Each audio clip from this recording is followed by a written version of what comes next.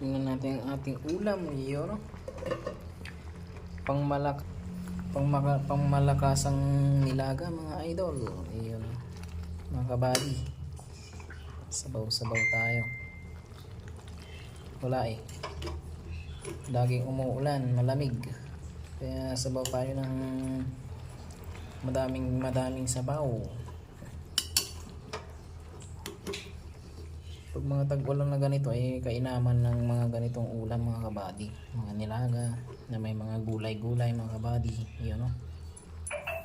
Yan nilagyan din natin ng sabaw. Yan, pampatamis sa sabaw mga kabady.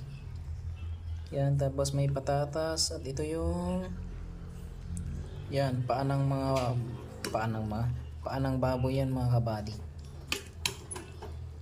Kukod ba sa Ilocano. Masarap na sabawan. May mga kukod ng mga baboy. Yun o. Kain na mga kabady. Sabaw tayo ng mainit na sabaw. Yun, samahan mo pa ng inidis na sili. Quality.